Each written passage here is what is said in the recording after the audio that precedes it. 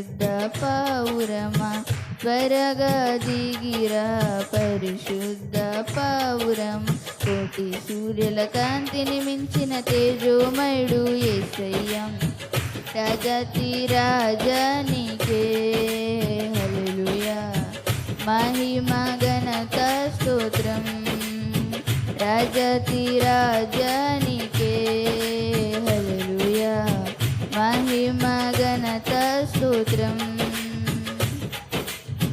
హల్లెలూయా.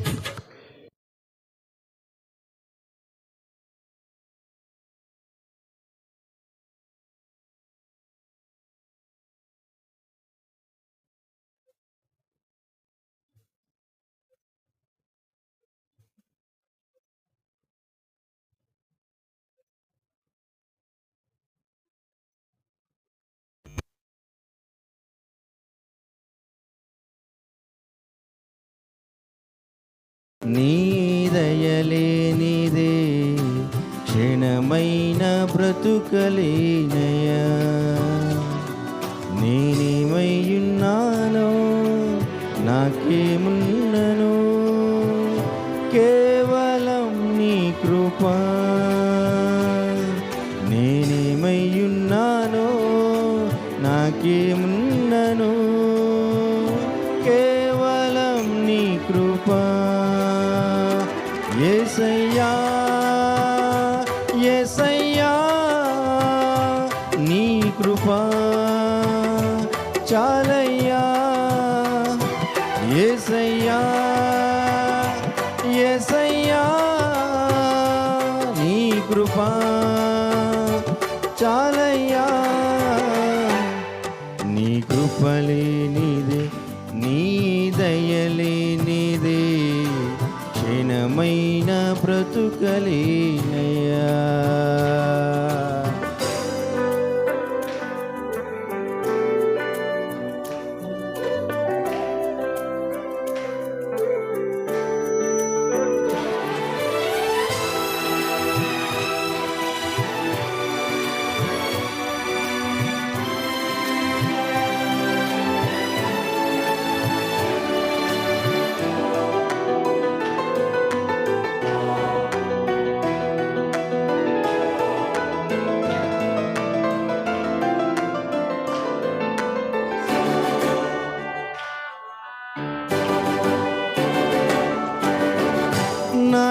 నాశనకరమైన గోతి నుండి నన్ను లేవనెత్తినది నీ కృపా నాశనకరమైన గోతి నుండి నన్ను లేవనెత్తినది నీ కృపా నీ కృపలోనే నా జీవితం కడవరకు కొనసాగించేదన్ నీ కృపలోనే నా జీవితం కడవరకు కొనసాగించేదన్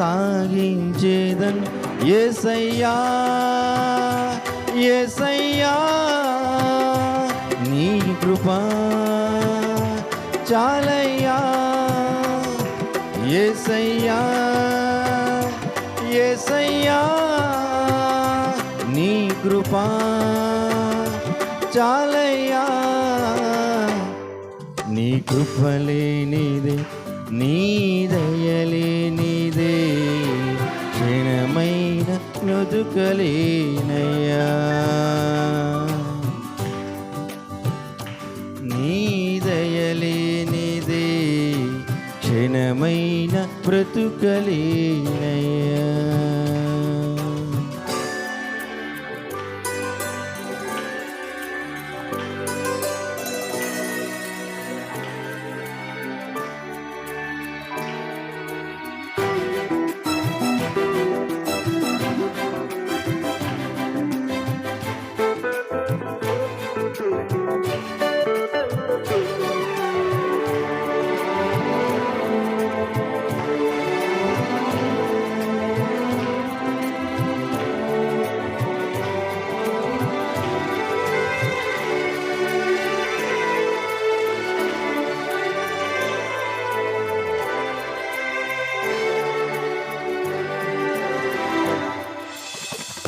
ఎదుకులేవు సర్వము నీవై ఆదరించినది నీ కృపా.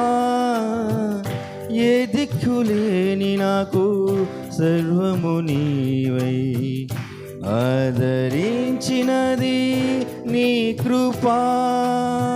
మాటరాని నాకు రాగమునిచ్చి నీ కృపను చాటే ధన్యతనిచ్చావు. మాటరాని నాకు రాగమునిచ్చి నీ కృపను చాటే ధన్యతనిచ్చావు. యేసయ్యా యేసయ్యా నీ కృపా చాలయ్యా. యేసయ్యా యేసయ్యా నీ కృపా చాలయ్యా. నీ కృపలేనిదే నీ దయలేనిదే క్షణమైన బ్రతుకలేనయ్యా. నీ కృపలేనిదే నీ దయలేనిదే క్షణమైన బ్రతుకలేనయ్యా. నేనేమయ్యున్నానో నాకేమున్ననో కేవలం నీ కృపా. నేనేమయ్యున్నానో నాకేమున్ననో కేవలం నీ కృపా.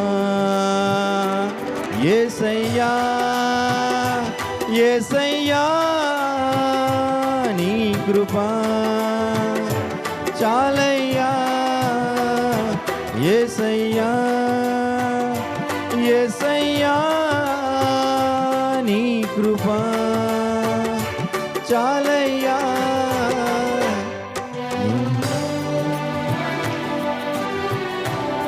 దేవునికి మహిమ కలుగును గాక.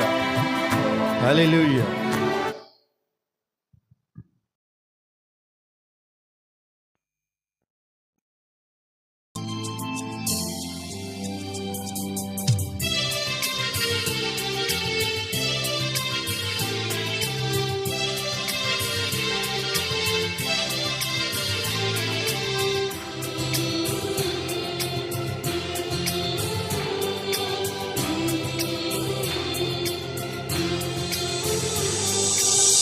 అదిగో అంజూరము ఓ క్రైస్తవ చిగురించెను చూడుము.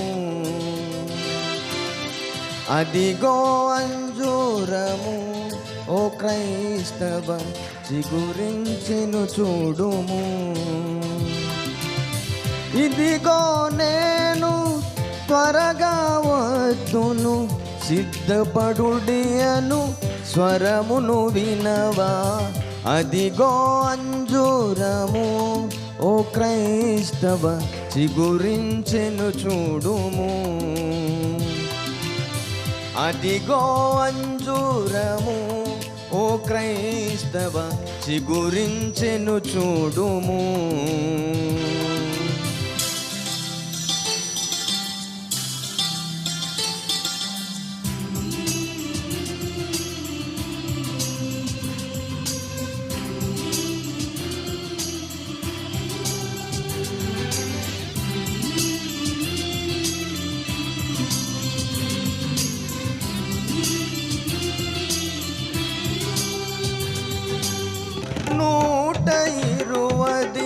సంవత్సరములు చాటెను నోవాహు దేవుని వార్తను పాటించక ప్రభు మాటను వారలు చాటింపక ప్రభు మాటను వారలు నీటను మునిగిరి పాఠము నీకిది నీటలో మునిగిరి పాపము నీకిది.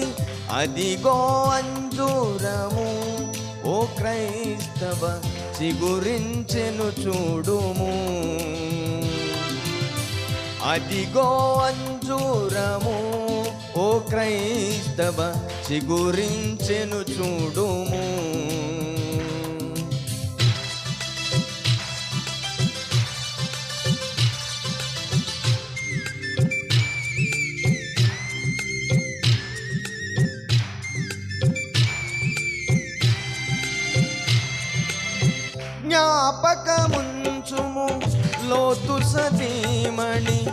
శాపనగర ప్రియ స్నేహితురాలు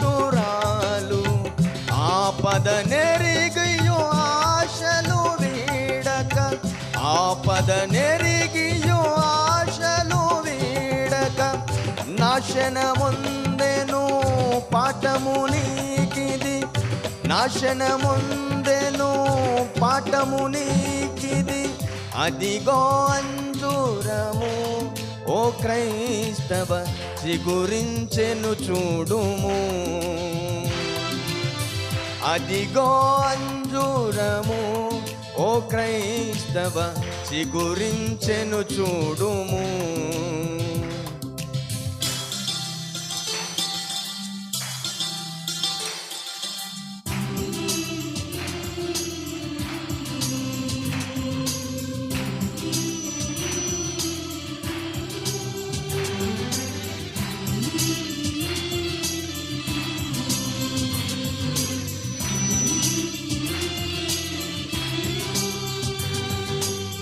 లోకము మోసము రంగుల వలయము నాశన క్రూపము నిరతము శ్లోకము ఏసే మార్గము సత్యము జీవము ఏసే మార్గము సత్యము జీవము యేసుని రాజ్యము నిత్యానందము యేసుని రాజ్యము నిత్యానందము అదిగో అంజూరము ఓ క్రైస్తవ చిగురించెను చూడుము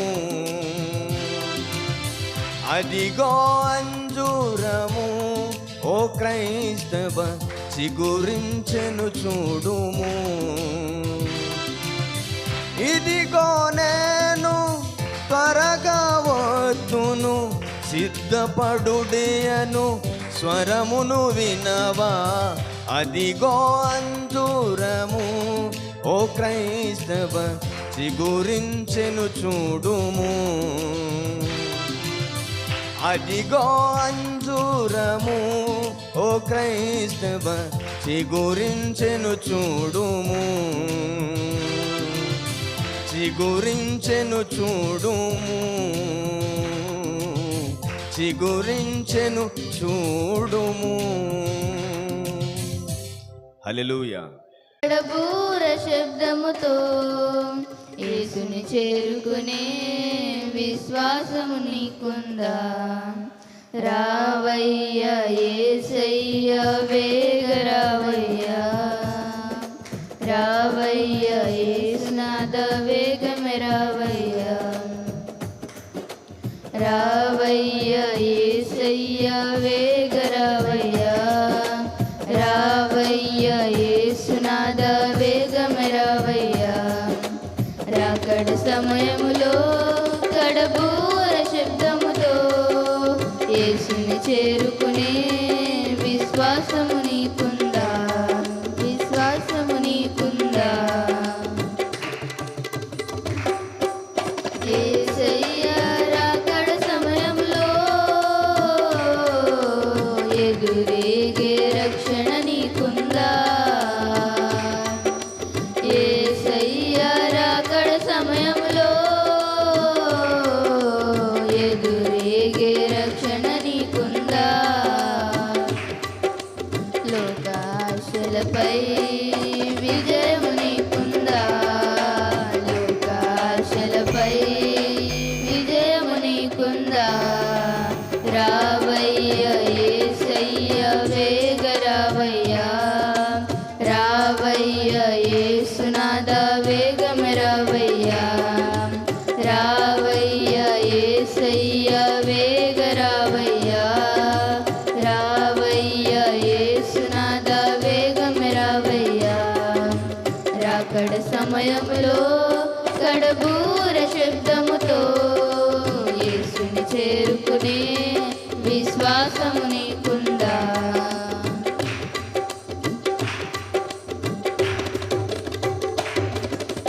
ఇంపైన ధూప వేదికగా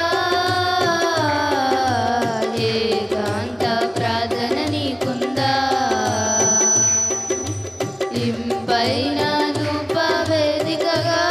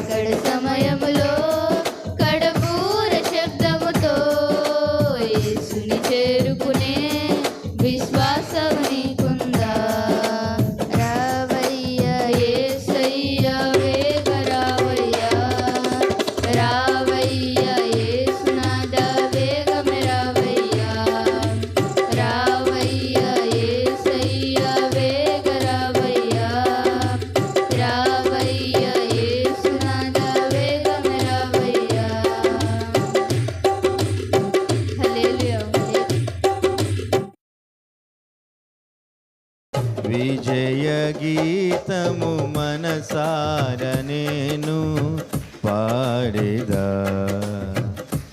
నా విజయముకై ప్రాణత్యాగము చేసావు నీవు, పునరుద్ధానుడ నీవే నాలాపనానికి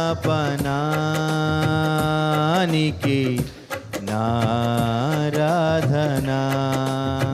పునరుద్ధానుడ నీవే నాలాపనానికి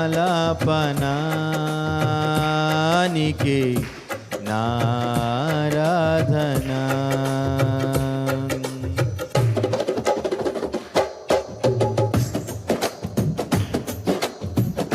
ఉన్నతమైన నీ ఉపదేశము నా నిత్య జీవముకి పూటము వేసితివే నీ రూపము చూడనాలో.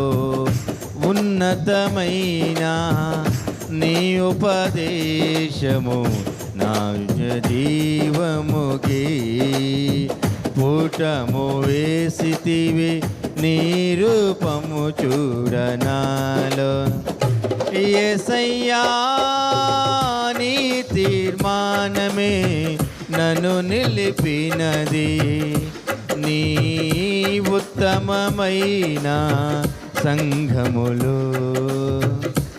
యేసయ్యా నీ తీర్మానమే నన్ను నిలిపినది, నీ ఉత్తమమైన సంఘములో.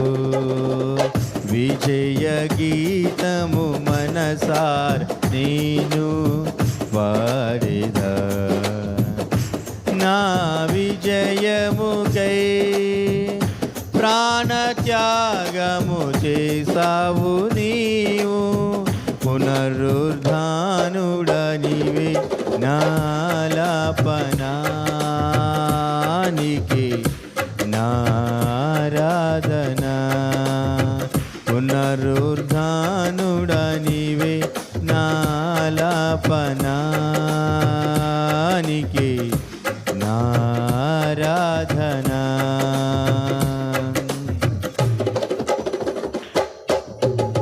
ఒక్కని ఆయుష్షు ఆశీర్వాదము నీ వశమయ్యున్నవి, నీ సరిహద్దులలో నెమ్మది కలిగెను నాలో. ఒక్కని ఆయుష్షు ఆశీర్వాదము నీ వశమయ్యున్నది, నీ సరిహద్దులలో నెమ్మది కలిగెను నాలో.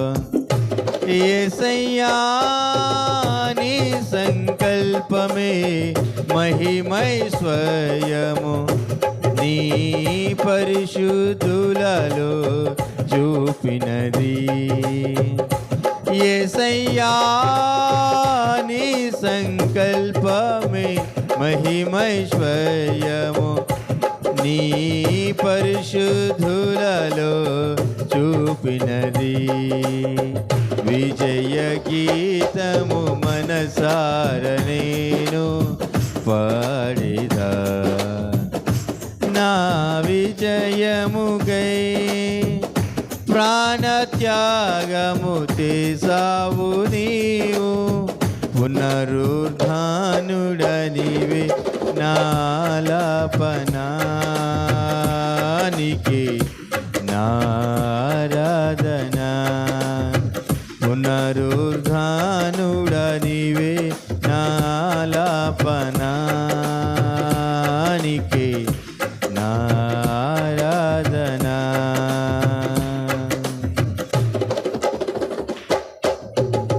నూతన యెరూషలేం సీయోను నాకై నిర్మించుచున్నావు నీవు, ఈ నిరీక్షణయే రగులుచున్నది నాలో.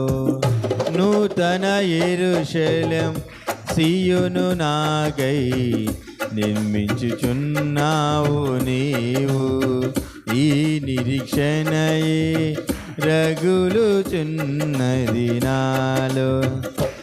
యేసయ్యా నీ ఆధిపత్యమే అర్హత కలిగించే, నీ ప్రసన్న వదనమును ఆరాధించ. యేసయ్యా నీ ఆధిపత్యమే అర్హత కలిగించే, నీ ప్రసన్న వదనమును ఆరాధించ. విజయ గీతము మనసార నేను పాడేదా, నా విజయముకై ప్రాణత్యాగము చేసావు నీవు. విజయ గీతము మనసార నేను పాడేదా, నా విజయముకై ప్రాణత్యాగము చేసావు నీవు. పునరుద్ధానుడనివి నాలాపనానికి నారాధనా. పునరుద్ధానుడనివి నాలాపనానివి నారాధనా. హల్లెలూయా.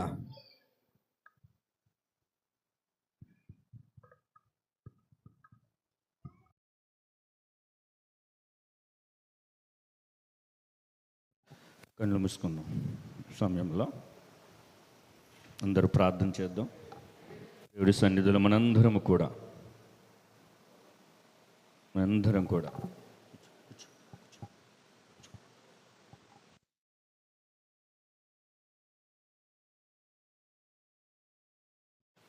దేవాతి దేవుడి సన్నిధానములో కృప కలిగిన దేవుడి పాదాలు దగ్గరికి వచ్చిన మనందరము కూడా ఆయన బంగారు పాదాలు పట్టుకొని, దేవా నువ్వు మాట్లాడే దేవుడువు, అత్యంత కృపా కనికరమ కలిగిన దేవుడువు తండ్రి. అయ్యా నాతో మాట్లాడు ప్రభా, అయ్యా నాతో మాట్లాడు, అయ్యా నన్ను బలపరచు ప్రభా. నీ సన్నిధిలో దాచిన మేలులన్నిటిని బట్టి తండ్రి నేను తృప్తి పొందుటకు సహాయం దయచేయండి. ఈ లోకము లోకాశలతో గతించిపోతుంది తండ్రి. నీ చిత్తము జరిగించేవాడు నిరంతరము నిలుచునని, నిత్య జీవములో నేను నిరంతరము జీవించి నేను ఆరాధించగలిగే కృప నువ్వు నాకు అనుగ్రహించే దేవుడు అని అయ్యా నాతో మాట్లాడు ప్రభు. అందరం కూడా మాట్లాడు ప్రభు అని పాదాలు పట్టుకుందాం. ఆయన ఈ సమయంలో మనం దాటిపోయే దేవుడు కాదు కాబట్టి అందరూ కూడా అందరూ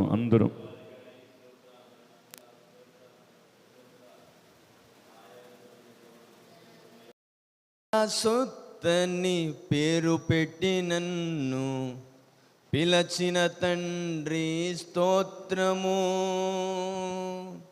ఓ హల్లెలూయా, ఓ హల్లెలూయని స్తోత్రాలాపన చేసేదన్.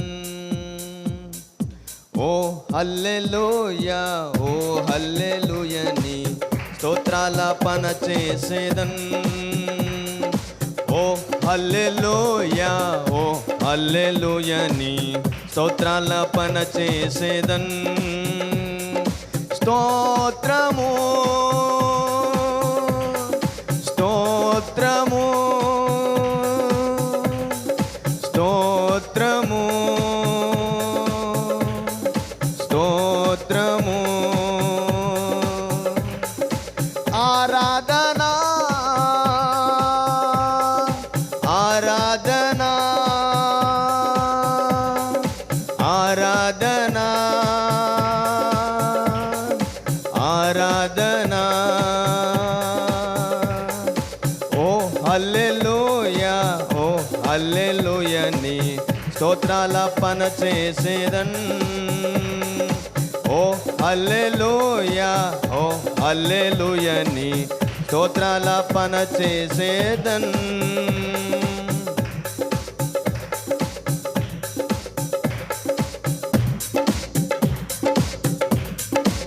నీవు నా సొత్తని మనల్ని పేరు పెట్టి పిలిచిన మన తండ్రి అయినటువంటి దేవుణ్ణి లోకములో నుండి ప్రత్యేకపరిచిన ఆయన కృప మన తండ్రికే స్తోత్రం.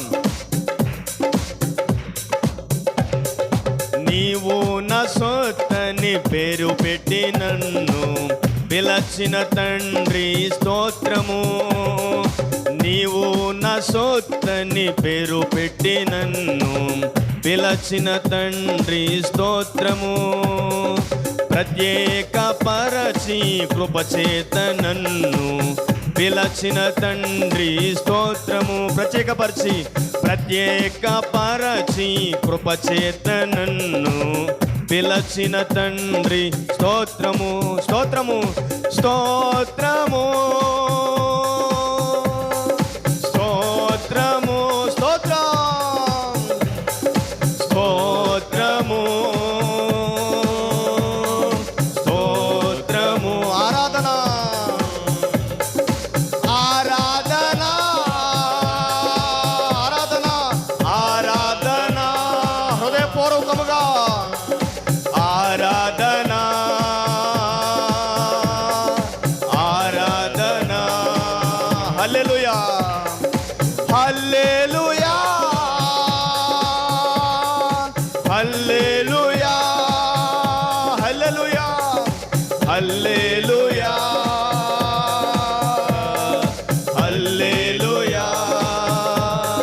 ఓ హల్లెలూయా ఓ హల్లెలూయా ఓ హల్లెలూయని స్తోత్రాలాపన చేసేదన్. ఓ హల్లెలూయా ఓ హల్లెలూయని స్తోత్రాలాపన చేసేదన్.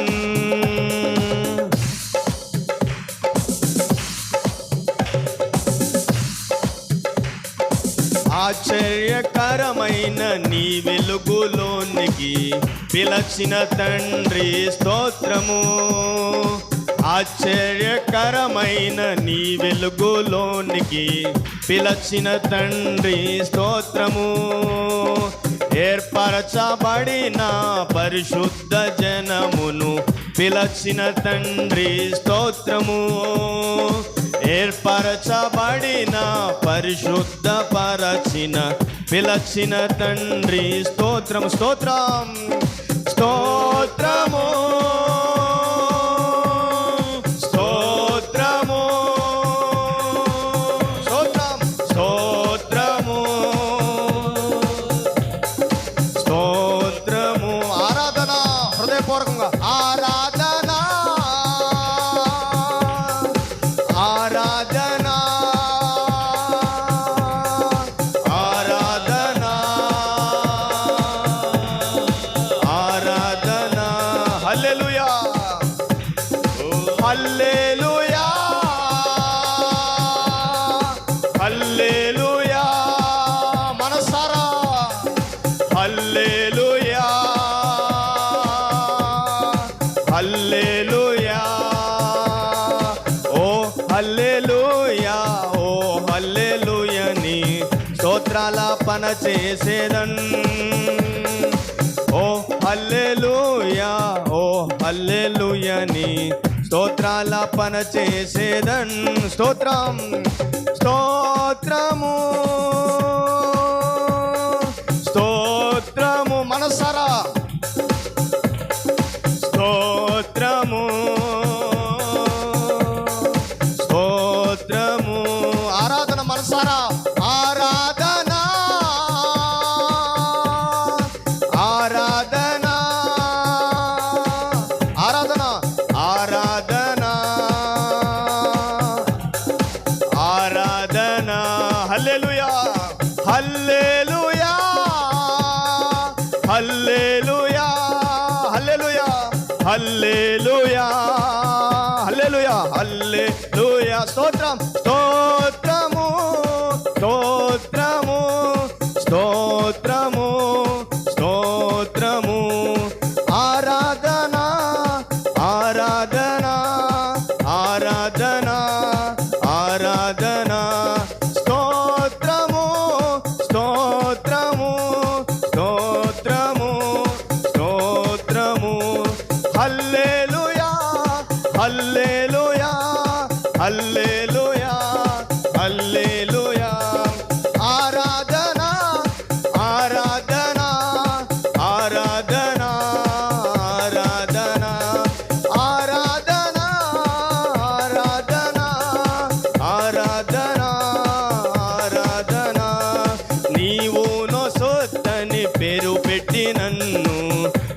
పిలచిన తండ్రి స్తోత్రము. నీవు నా చొత్తని పేరు పెట్టి నన్ను పిలచిన తండ్రి స్తోత్రం. ప్రత్యేకపరచి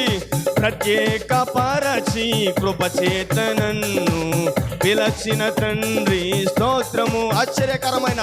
ఆశ్చర్యకరమైన నీ వెలుగులోనికి పిలచిన తండ్రి స్తోత్రము. ఏర్పరచబడిన పరిశుద్ధ జనమును పిలచిన తండ్రి స్తోత్రము. స్తోత్రం మన తండ్రికి.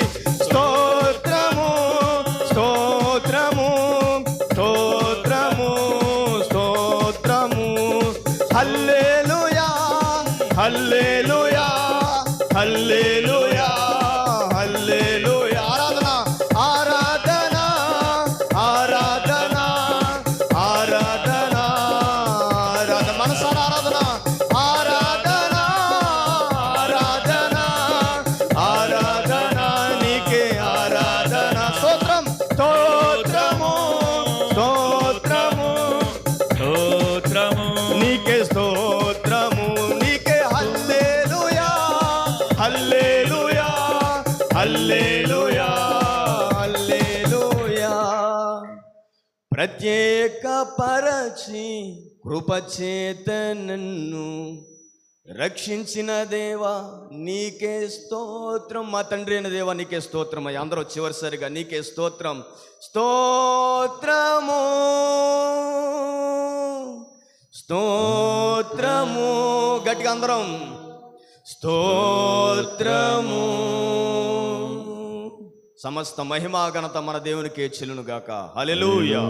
నీ కృప కలిగిన పాదాలు దగ్గరికి చేరిన మనందరం కూడా ఆయన ఇప్పుడే మధ్యాకాశమునకు వచ్చేస్తే మనందరము కూడా కనురెప్పపాటులో మహిమ లోనికి మనం వెళ్ళిపోవటానికి ఆయన మనకి గొప్ప అవకాశాన్ని ఇచ్చాడు. ఎందుకంటే ఆయన రక్తము చేత కడగబడి లోకము నుండి వేరుపరచబడి నానా విధములైన పరిస్థితుల గుండా క్రైస్తవుడు ప్రయాణం చేసుకుంటూ ఇరుకైన మార్గములో నడుస్తూ గుండా పరలోకములో ఆయన మనకి ఆహ్వానం పలుకుతున్నాడు. కాబట్టి మనకి ప్రభుల వారు చెప్పిన మాట, నది ఇరుకైన మార్గమును విశాలమైన మార్గములో నడవ చూసినవాడు చివరికి తొట్టుపడిపోతూ ఉంటాడు. ఇరుకైన మార్గములో కానీ మనం నడవగలిగితే విశాలమైన పరలోక పట్టణములో ఆత్మతో సత్యముతో ఆయన ఆరాధిస్తూ ఉంటాం. దేవుడికి మహిమ కలుగునగాక. దయచేసి ఈ మాటలన్నిటిని హృదయములో ఉంచుకుని ఆయన వాక్య కొరకు ఎదురు చూద్దాం. మహేష్ ప్రార్థన చేస్తాడు, అందరూ ఏకీవించండి. పరిశుద్ధుడా సర్వశక్తివంతుడా ప్రేమగల తండ్రి, మీ పరిశుద్ధ నామాలు బట్టి వందనాలు ప్రభువా. గడిచిన కాలం నుండి ఈ సమయం వరకు ప్రభు మమ్మల్ని జ్ఞాపం చేసుకుని సజీవంగా నా ప్రభ ఇటు రీతిగా మిమ్మల్ని ఆరాధించడానికి ఇచ్చిన సమయం బట్టి వందనాలు. ప్రముఖ ప్రభు సమయం పరిశుద్ధమైన నామమును బట్టి అందరికీ వందనాలండి. అందరికీ వందనాలు. పరిశుద్ధ గ్రంథములో మనం చూసుకోగలిగితే అపోస్తుల కార్యం చూద్దాం.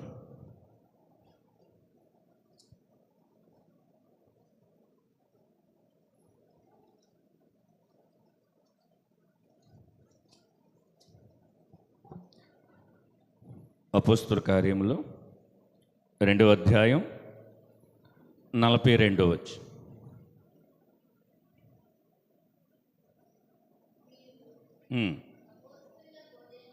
చూడండి, వీరు అపోస్తుల బోధయందును సహవాసమందును రొట్టె విరుచుట యందును ప్రార్థన చేయుట యందును ఎడతెగక యుండిరి. ఎవరు? చూడండి, అక్కడ సందర్భములో వారు ఆ దినాలలో పరిచయం చేసేటప్పుడు చాలా క్లిష్టమైన పరిస్థితి. గమనించండి, ఇప్పుడు ఉన్నట్లుగా లేదు. అర్థమవుతుందా? దేవుని మాటలు మనం గనక అశ్రద్ధగా వింటే, సామెతల్లో 4 కూడా మాట ఉంటుంది, అయ్యో నా బోధకుల ఉపదేశమును నేనెట్లా త్రోసివేసి తినని అక్కడ ఏడుస్తాం. అందుకే చెప్పేవాడు లెక్క అప్పగిస్తాడు, వినేవారు కూడా లెక్క అప్పగించే రోజు ఒక రోజు ఉంది. దేవునికి స్తోత్రం.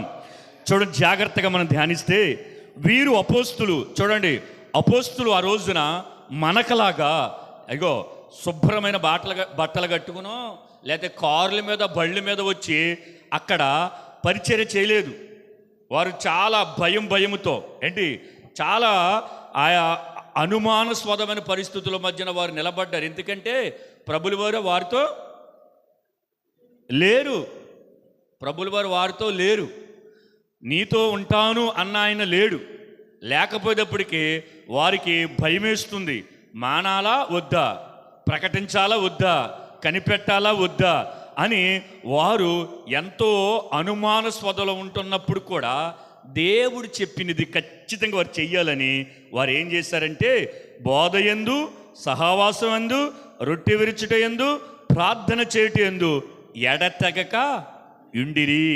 ఎడతెగక ఉండిరి, మానక ఉండిరి, అలిసిపోక ఉండిరి.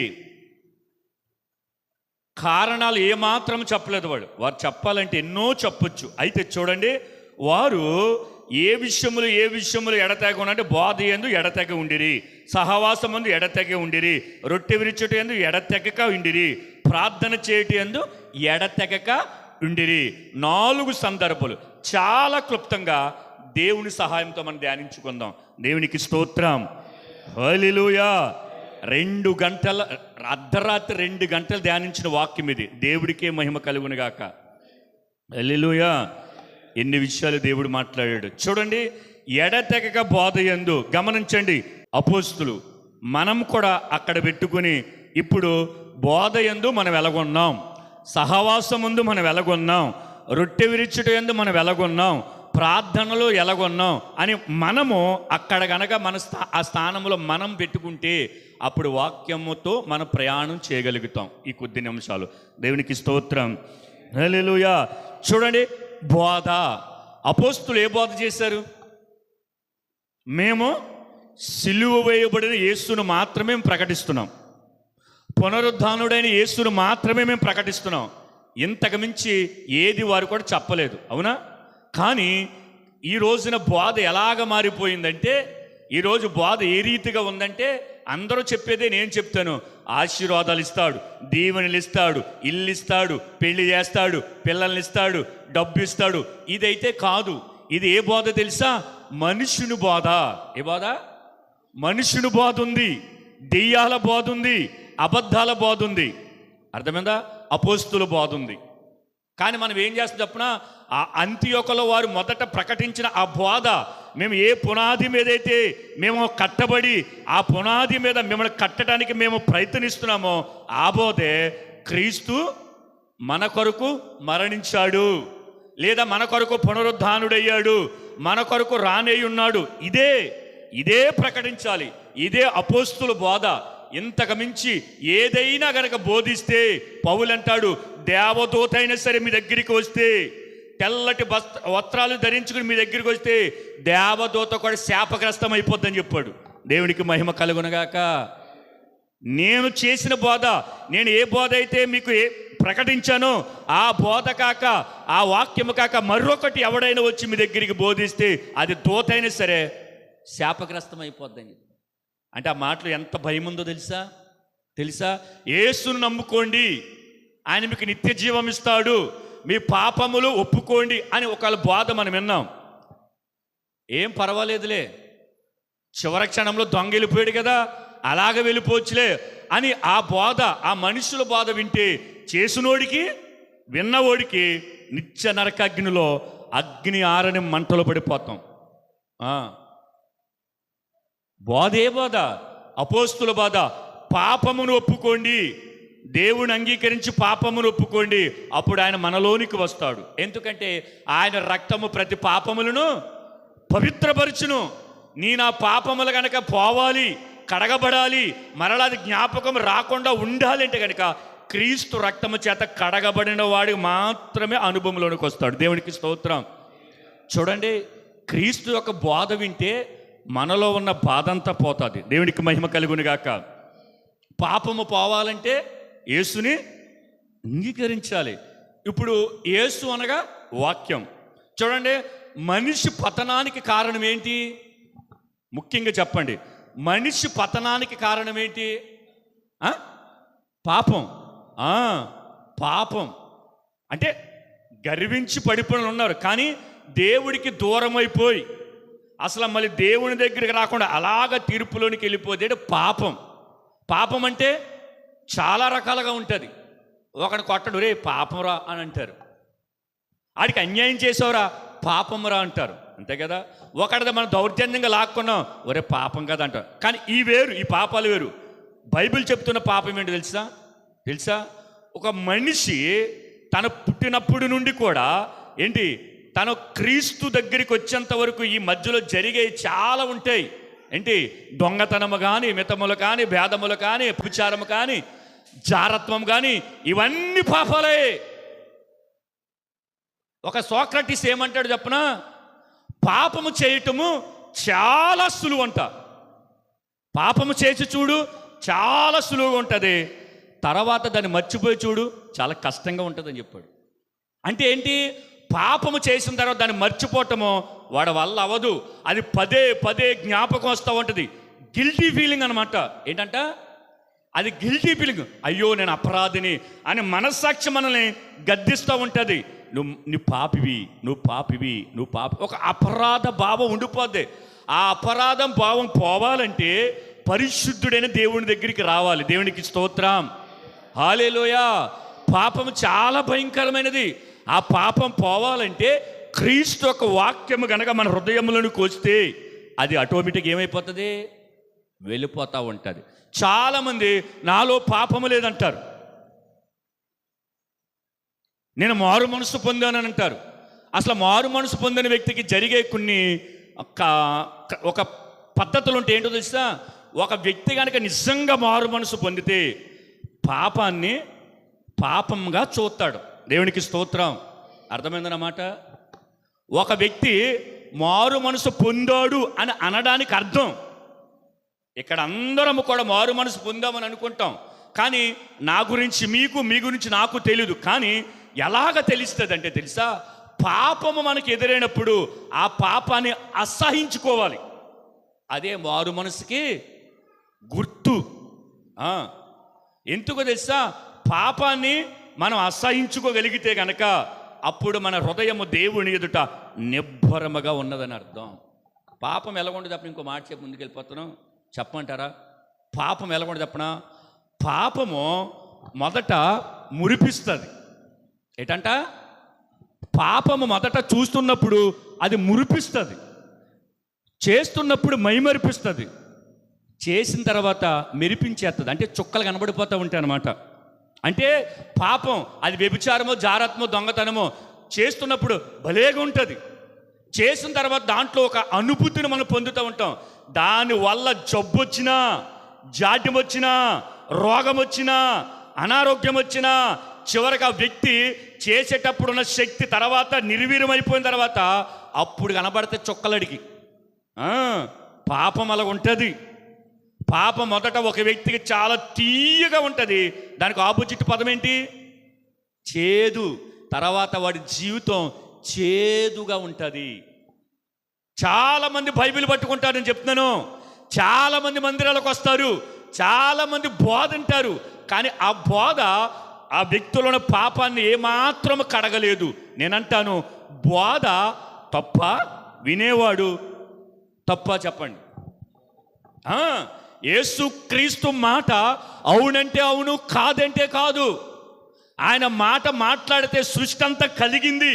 ఆయన మాట మాట్లాడితే చనిపోయిన లాజరు కుళ్ళు పట్టేసి అప్పటికే కొంపు కొట్టవలసిన వాడు సజీవంగా బయటకు వచ్చేసాడు.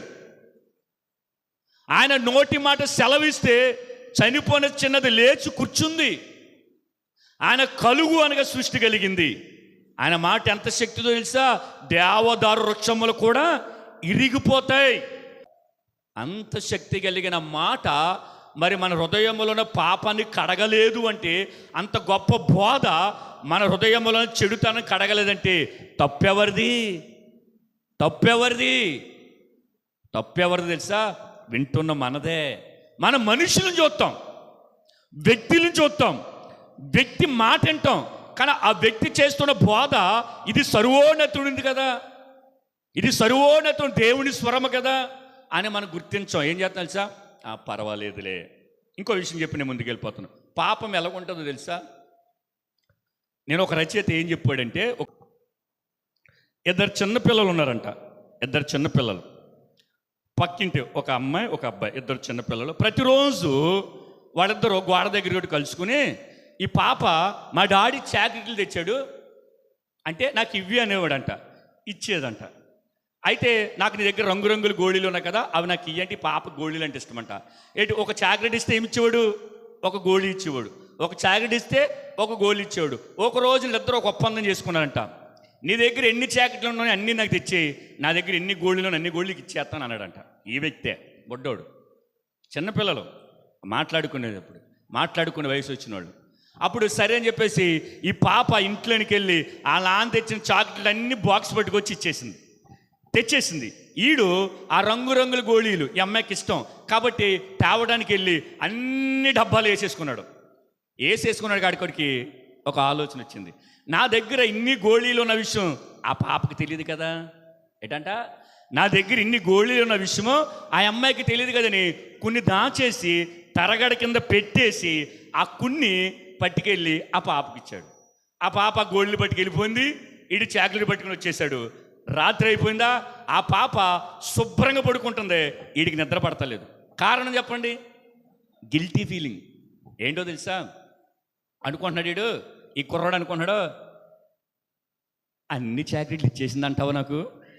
ఏ అంటే వీడు ఇవ్వలేదు కదా, వీడు కొన్ని దాచేసుకున్నాడు కదా అనుకుంటున్నాడు. వీడు ఆలోచన, అన్నీ ఇచ్చేసిందంటావా, సగమే ఇచ్చిందంటావా. చూసారా, వాడు చేసిన తప్పు ఎతటోడు కూడా అదే చేస్తున్నాడని ఒక ఆలోచన ఉండిపోయింది. పాపం. ఇప్పుడు కొంతమంది వ్యభిచారం చేస్తూ ఉంటారు, ఏంటి తప్పుడు పనులు చేస్తూ ఉంటారు. ఒక వ్యక్తి మంచిగానే ఉంటాడు, కానీ ఆ వ్యక్తిని ఎలా చూస్తాడో తెలుసా, ఈ వ్యక్తి తప్పుడు పనులు ఉన్నాడు కాబట్టి, ఈ వ్యక్తి వ్యభిచారంలో ఉన్నాడు కాబట్టి ఆడు కూడా అదే చేస్తున్నాడేమో అని అనుకుంటాడు. అర్థమైందా మీకు? అర్థమైందా? ఆ బుడ్డోడు ఏమనుకున్నాడు, నేను గోళీలు సగం దాచేశాను కదా, ఆమె కూడా అలాగే దాచేసి ఉంటుంది అని ఆడికి రాత్రిపాటు నిద్ర పడతలేదు. అలాగా మనం ఏ తప్పు అయితే చేస్తామో గమనించండి, నేను వాక్యమును బట్టి చెప్తున్నాను సుమా, నా అనుభవాలను చెప్తున్నాను తెలుసా. మనం ఏ తప్పు అయితే చేస్తామో, మనం ఏ పాపములో ఉంటామో అది ఎదుటివాడు కూడా చేస్తున్నాడని మనం ఒక గిల్టీ ఫీలింగ్లు ఉండిపోతాం. ఎందుకంటే మనం అందులోంచి బయటికి రాలేదు కాబట్టి. అందుకే పాపం చాలా భయంకరమైనది. పాపం చాలా నీసు వాసన వస్తుంది తెలుసా. ఈ నీసు వాసన చూడండి, చేపలు గనక మాంసం గనక చేతికి ఏదైనా నీసి అంటుకుంటే మనం ఎలా కడుక్కుంటాం స్మెల్ పోవాలంటే? చెప్పండి, సోపు, డెటాలు. కానీ మనిషిలో ఉన్న పాపపు నీచి, ఆ నీసి పోవాలంటే క్రీస్తు రక్తము చేత, ఆయన బోధ చేత మాత్రమే కడగబడుతుంది. అందుకే ఒక మిషనరీ ఏమంటాడు, అరేబియా దేశంలో, ప్రపంచమంతటిలో కూడా అరేబియా దేశంలో ఆ సువాసన పరిమళ సెంటు మరి అక్కడ దొరకదు. అక్కడ ఉన్న సెంటంతా తెచ్చి కడిగినా కానీ ఒక వ్యక్తుల పాపం పోదు. పోవాలంటే మనము క్రీస్తు ఒక బోధను అంగీకరించాలి. అలాగే చూడండి, వీరు అపోస్తుల బోధ యందు ఎలాగున్నారంట, కిందది మనం అన్వయించుకోలే, ఎడతెగక ఉండిరి. నిర్గమకాండం మూలవాక్యాన్ని గుర్తుంచుకోండి. నిర్గమకాండం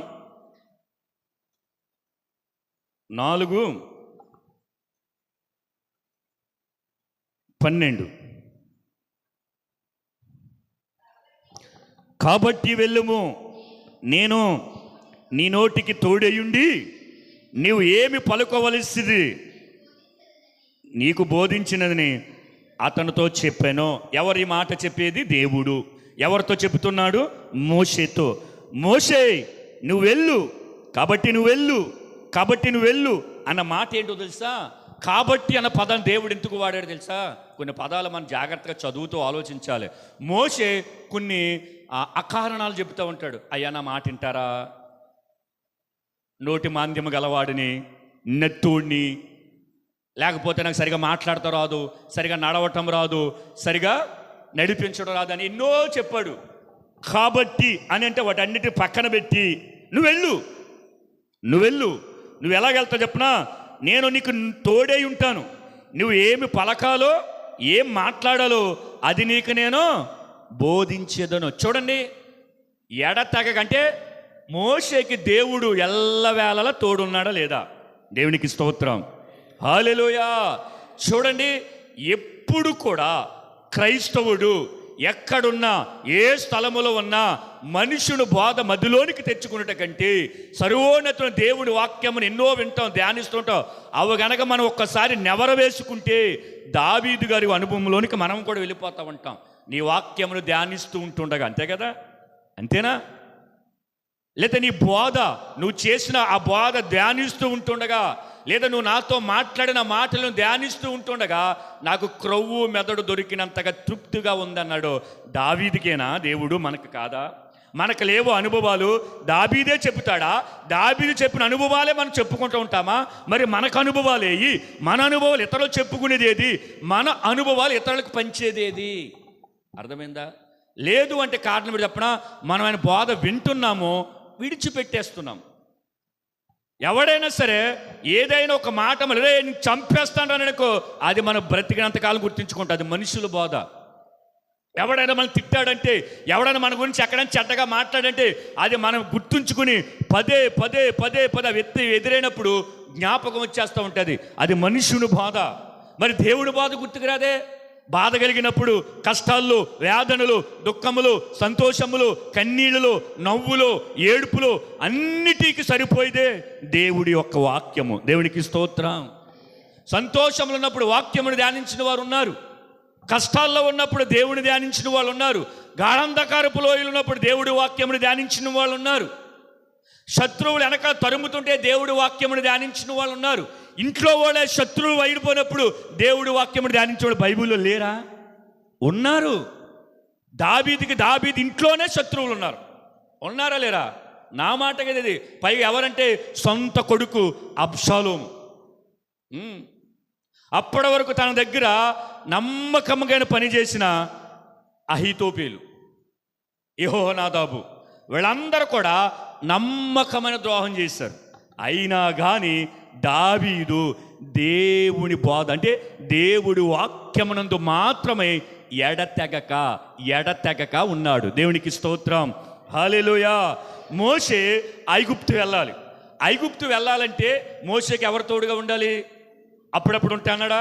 ఎడతెగక నేను నీకు తోడై ఉంటాను, నువ్వేది పలకాలో అది నీకు చెప్తాను అన్నాడు. మీరు గమనించండి, నువ్వు పరో ఎదుట ఏ మాట మాట్లాడాలన్నా ఆ మాట నీకు నేను చెప్తాను అన్నాడు. అంటే చెప్తాను అన్నాడంటే ఒక 10 లైన్లు రాసి ఇది చెప్పి తర్వాత వస్తాను అన్నాడా? నోటి అంటే ఏది మాట్లాడాలంటే అది అప్పటికప్పుడే నీకు నేను చెప్తాను అని అన్నాడంటే దేవుడు మోషేకి ఎక్కడున్నాడు? పక్కనే ఉన్నాడు. దేవునికి స్తోత్రం. రెండు పేజీలు రాసి ఇది చదివే నేను బయటికి వెళ్ళొస్తాను, తర్వాత నీకు మళ్ళీ చెప్పవలసి చెప్తాను అన్నాడా? అలా నువ్వు ఏమి పలకాలో, ఏది మాట్లాడాలో, అప్పటికప్పుడు ఏది మాట్లాడాలంటే అది నేను నీకు చెప్తాను అన్నాడంటే మోషేకి దేవుడు తోడుగా కాదు పక్కనే ఉన్నాడు. దేవుడు వాక్యమే కనుక, బోధ కనుక మనం విని హృదయముల కనుక మనం భద్రపరచుకుంటే, నేను అంటాను మోషేకి దేవుడు పక్కనే ఉన్నాడు, కానీ మనకి హృదయములో. దేవునికి స్తోత్రం, హల్లెలూయా. దేవుడి వాక్యం కనుక హృదయం అనే పలక మీద కనుక రాసుకొని భద్రపరచుకోగలిగితే హృదయములో నుండి మాట్లాడతాడు దేవుడు మనతో. దేవునికి స్తోత్రం. ఉందా ఈ రోజున? లేదండి, లేదు. ఎందుకో తెలుసా? మనుషుడు ఏం మర్చిపోతున్నాడు తెలుసా? నేను చచ్చిపోతాను అన్న విషయాన్ని ఒప్పుకుంటాడు, కానీ చచ్చిపోతే ఎక్కడికి వెళ్తావని అడిగితే ఆటోమేటిక్గా అంటాడు దేవుడి దగ్గరికి వెళ్ళిపోతాను అంటాడు. చాలామంది అంటారు దేవుడి దగ్గరికి వెళ్ళిపోతాం, ఆయన దగ్గరికి వెళ్ళిపోతాను, ఆయన మంచోడు కదా అంటారు. అది అజ్ఞానం, చాలా అజ్ఞానం. ఒకవేళ మనం అలాగే ఉండి పర్వాలేదులే అనుకుని భక్తి చేస్తే, నువ్వు చేసినా చెయ్యకపోయినా, ఇప్పుడు నేను భక్తిగా ఉండకపోయినా మరణం మాత్రం ఖచ్చితంగా వస్తుంది. కానీ ఆ మరణము దేవుని ఎదుట నిలబెట్టినప్పుడు నీకు 2 చోట్ల చూపిస్తుంది. ఒకటి నిత్య నరక అగ్ని, ఒకటి నిత్యము ఉండే పరలోక పట్టణం.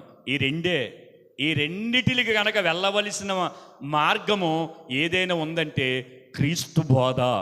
అంగీకరిస్తే పరలోకం, అంగీకరించకపోతే అంతే కదా. ఇప్పుడు యేసుప్రభుల వారు ఏమంటాడు ఒకసారి, ఇద్దరు వ్యక్తులు ఉన్నారు. ఇద్దరు వ్యక్తులు ఒక ఊళ్ళో ఉన్నారు. ఒకడు ఒకలా కట్టుకున్నాడు ఇల్లు, ఒకడు ఒకలా కట్టుకున్నాడు. గాలి తుఫాను వచ్చింది, ఒకడి ఇల్లు ఏమైపోయింది, పడిపోయింది. ఒకడి ఇల్లు పడిపోయినాడు. వచ్చి ఆడిల్లు నువ్వే కదా కట్టుకోమన్నావు, అయ్యా మాకు స్థలం ఏమండే, ఇల్లు కట్టుకుంటే సరే కట్టుకోమని మా ఇద్దరు చెప్పవు, మరి ఆడిల్లు ఉంది నా ఇల్లు పోయింది అంటే అప్పుడు ఏమంటాడు తెలుసా ఆ యజమానుడు, ఇల్లు కట్టుకోమన్నాను రా, ఈ నా మాట చెప్పున కట్టుకోమన్నాను, కానీ నువ్వు ఎక్కడ కట్టావు, ఇసుక మీద కట్టావు. వాడెక్కడ కట్టాడు, బండ మీద కట్టాడు. ఎంత తుఫాను వచ్చినా, ఎన్ని శ్రమలు వచ్చినా, ఎన్ని ఇరుకులు వచ్చినా, ఎన్ని ఇబ్బందులు వచ్చినా, ఎన్ని అవమానాలు వచ్చినా, ఎటువంటి పరిస్థితులు వచ్చినా వాడు వేసిన పునాది దేని మీద తెలుసా, బండ మీద.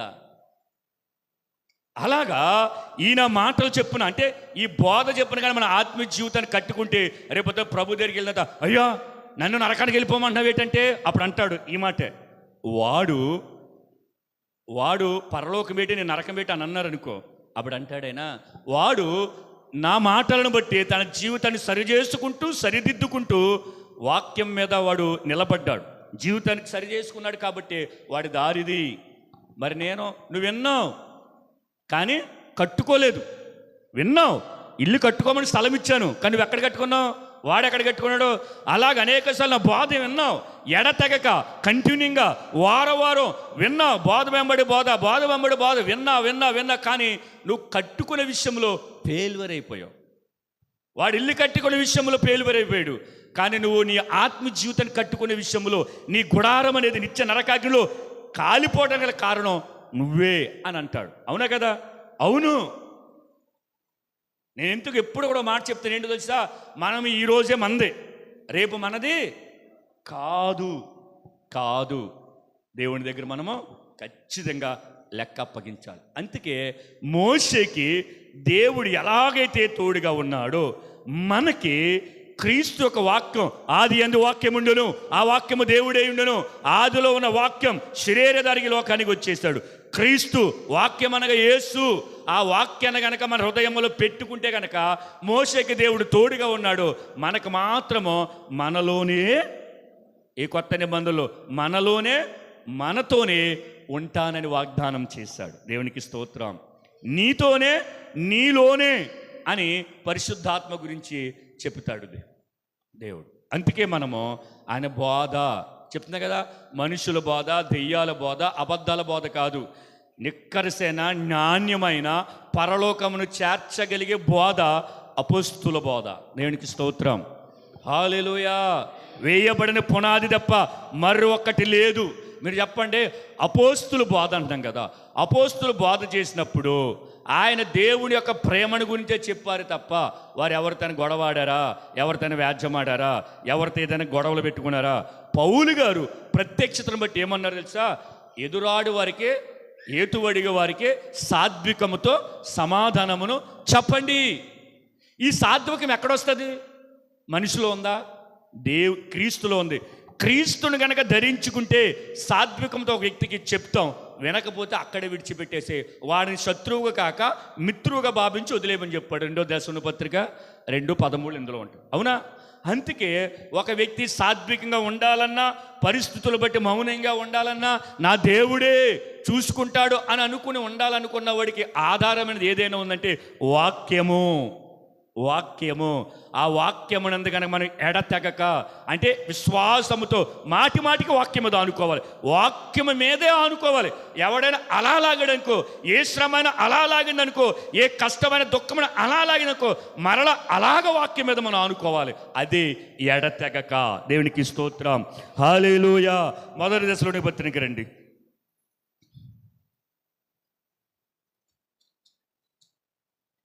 1 దశలోనికి పత్రిక 2వ అధ్యాయము 2.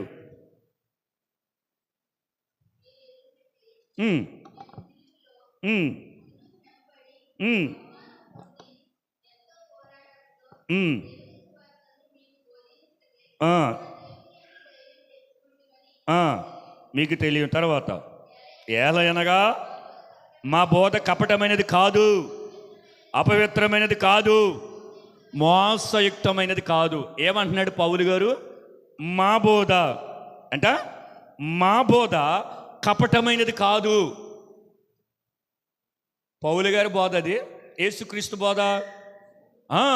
అయితే యేసుక్రీస్తులాగా స్వరూపములోకి మార్చబడి క్రీస్తు యొక్క అడుగు జాడలో వారు నడుస్తూ యేసయ్య చెప్పిన మాటను ఏమాత్రము కూడా వారు పరిశుద్ధాత్మను పొందుకున్న తర్వాత వారు చెదరిపోకుండా అందరూ మేడగదిలో ఉండి వారు దేవుడి యొక్క ప్రత్యక్షతను వారు అనుభవించి వారు చేస్తున్న బోధ అంట కపటమైనది కాదు, మోసమైనది కాదు. ఇప్పుడు కపటమైన బోధ కాదు అంటే చూడండి, ఎడతెగక ఆ రోజు అంతియొక్కలో క్రైస్తవులు అనబడిన వారు 3,000 మంది చేర్చబడిన వారు ఏ బోధ యందు వారు ఎడతెగ ఉండేది తెలుసా? అది కపటమైన బోధ కాదండి, అది మోసకరమైన బోధ కాదు. మరి ఈరోజు కపటమైన బోధ లేదా?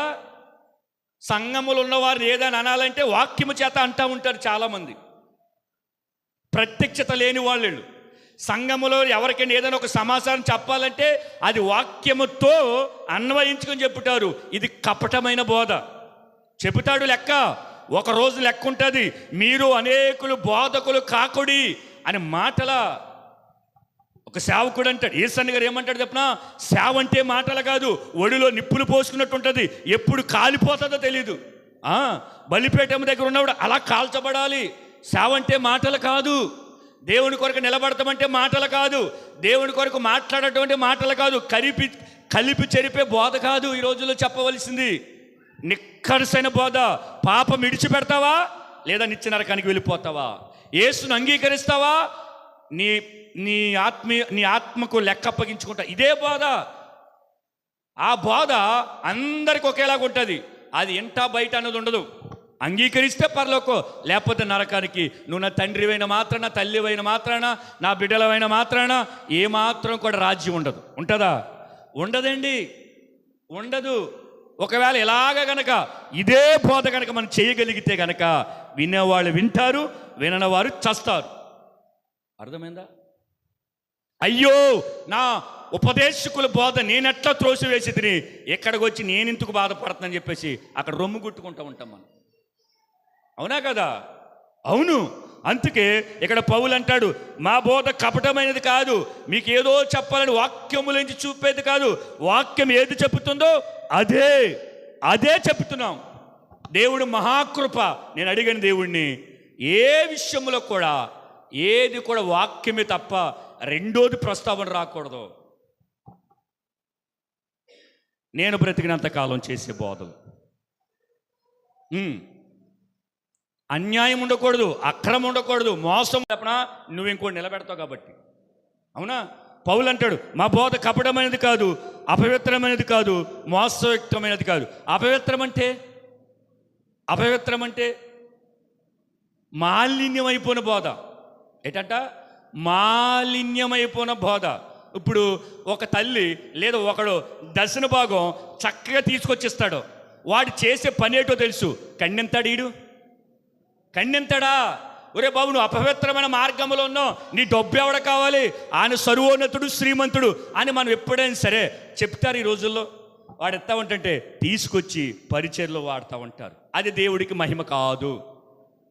ప్రభా, నీ పరిచర్లో వాడుతుంటే 10,000 ఏంట్రా, 10 లక్షలు ఇస్తాను నేను, వాడేవాళ్ళేంటి, నేను ఇవ్వనా? నేను కనుక ఆకాశ వాకింట్లు విప్పితే ఎలాగంట పట్టజాలని విస్తారమైన దీవెనలు కుమ్మరిస్తాడు దేవుడు.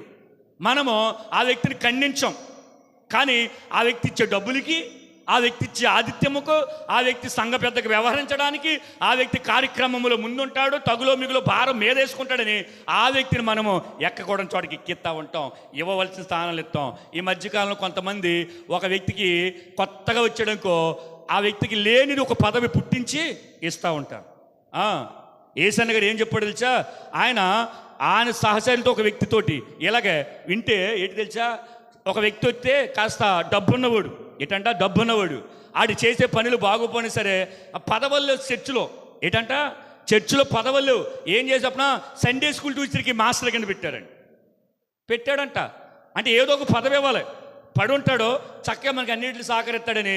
ఏ పని లేవు, సెక్రటరీ అయ్యి మొత్తం అయిపోయి సరే ఏం చేయాలి తెలియక సండే స్కూల్ టీచర్ నలుగురు ఉంటే వాళ్ళకి ఈ వ్యక్తిని ఏం చేశాడు, మాస్టర్ కింద పెట్టాడు. కొన్ని రోజులకి సండే స్కూల్ టీచర్తో ఇటు పోయాడు, పెళ్ళాన్ని భార్యను వదిలేసినట్ట. అర్థమైందా మీకు? అంటే వాడు అపవిత్రమైన బోధలో ఉన్నాడు కాబట్టి వాడిని దైవ సేవకుడు సరిచేయలేదు కాబట్టి ఏం జరిగింది తెలుసా? వాడు అపవిత్రతో పోయాడు.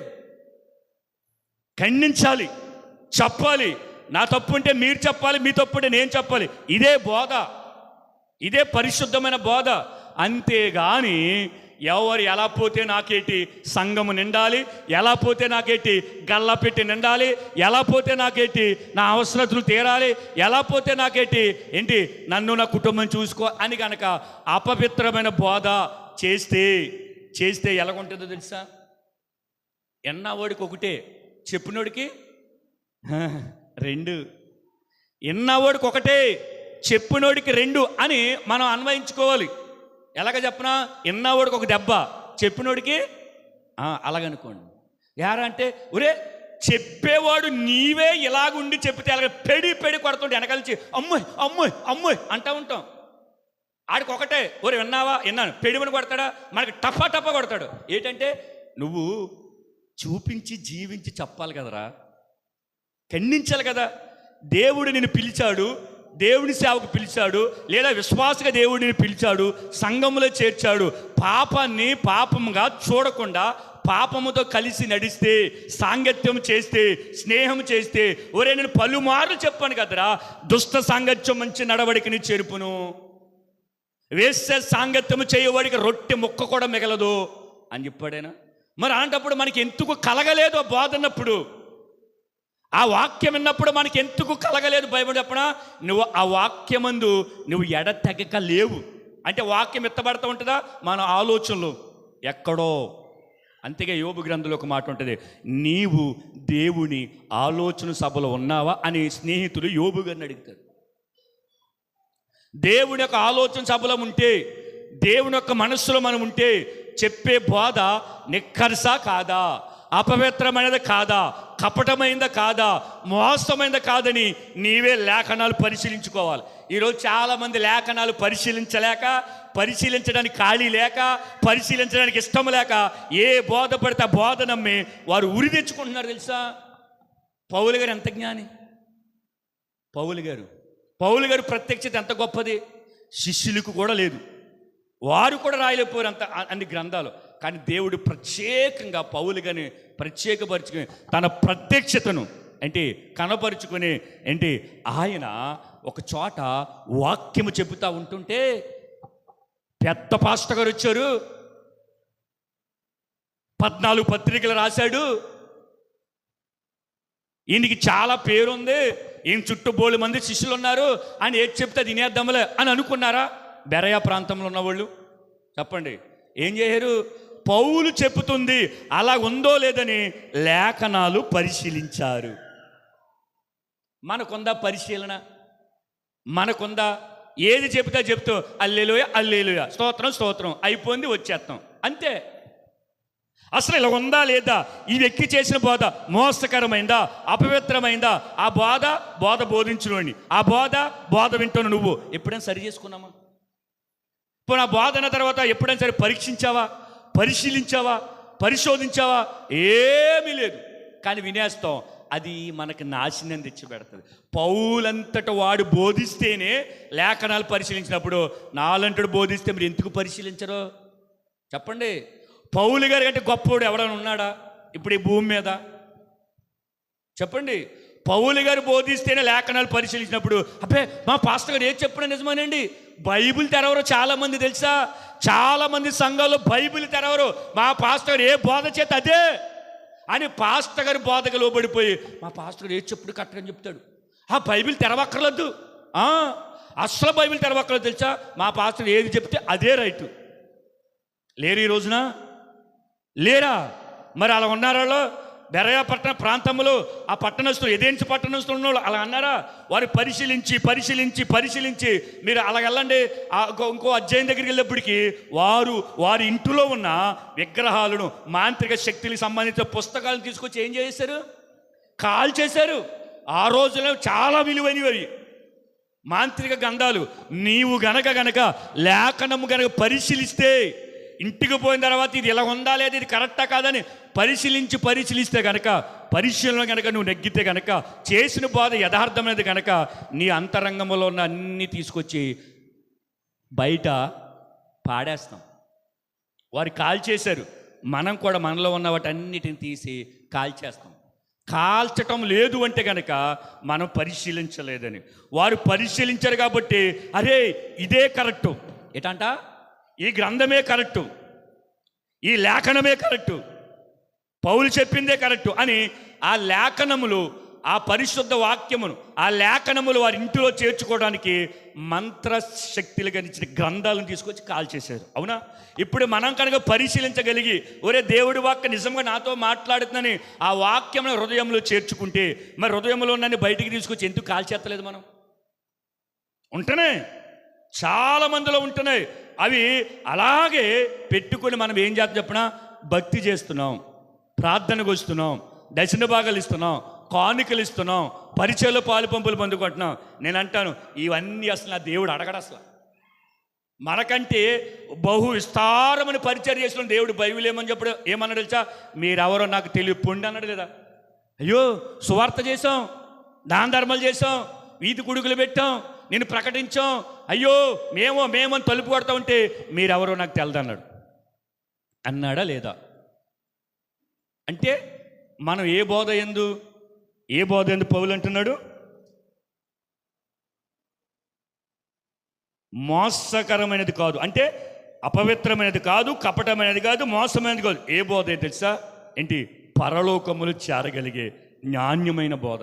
ఏసే దేవుడు. ఎన్ని ఎలాగున్నా, నీకు కలిగినా కలిగిపోయినా, సుఖమున్నా లేకపోయినా, బాధ ఉన్నా లేకపోయినా, కన్నీళ్ళున్నా లేకపోయినా, కష్టాలున్నా లేకపోయినా, అప్పులున్నా లేకపోయినా, దేవుడు ఏసే దేవుడు. ఇదే బోధ. అంతే. అంతకు మించి ఇంక ఏదో బాధ, అమ్మ అవునా, ఆ పని చేయబోయారా, ఆ కిటికీ మార్చపోయారా, ఈ గుమ్మ మార్చపోయారా, చూడపోయారా అన్న సేవకులు కూడా ఉన్నారు ఈ రోజున, నాకు తెలుసు. మోసకరమైన బోధ. అంతగా ప్రభు అన్నాడు, మోసపోకుడి దేవుడు వెక్కిరించబడాడు. మనం చేసే అబద్ధ బోధ కనుక మోసపోతే దేవుడు ఎక్కిరించబడాడు. ఎవరు ఎక్కిరించబడతాం? మనమే. చూడండి, రెండోది ఏంటి? సహవాసం. త్వరగా వెళ్ళిపోతాం. చూడండి, సహవాసములు కూడా ఎడతెగక ఉండాలి. మొదటి రాజుల గ్రంథం చూడండి, ఏ సహవాసములు ఉండాలి? మొదటి రాజుల గ్రంథం 11:1. మోయాబీలు, ఎదోమీలు, అమ్మోనీలు, సిదోనీలు, హిత్తీయులు అనుజనులు మీ హృదయములను తమ దేవతలతో త్రిప్పుదురు కనుక వారితో సహవాసం చెయ్యండి అని అన్నాడా? సహవాసము చెయ్యకూడదు, వారిని మీతో సహవాసము చెయ్యనివ్వకూడదని యెహోవా ఇశ్రాయేలుకు సెలవిచ్చి ఉన్నాడు. ఇప్పుడు నా వైపు చూడండి. ఎడతెగక సహవాసములు ఆ రోజున అపోస్తులు ఉన్నారు. వారు యేసు క్రీస్తు లేదా పరిశుద్ధాత్మక సహవాసంలో వారు ఉన్నారు. కానీ వీరు ఇశ్రాయేలు ప్రజలతో దేవుడు ఏమంటున్నాడు తెలుసా? మోయాబులు, ఎదోమీలు, అమ్మోనీలు, సీదోని, హిత్తీయులు అంటే వారు ఎటువంటి వాళ్ళో తెలుసా? దేవుడు చెప్పేస్తున్నాడు, వారు మీ హృదయములు దేవతల తట్టు తిప్పేస్తారు. నాకు తెలుసురా బాబు, మీ హృదయాలు దేవతల తట్టు తిప్పేస్తారు. కాబట్టి మీరు వారితో సహవాసం చేయకుండి వారిని మీతో.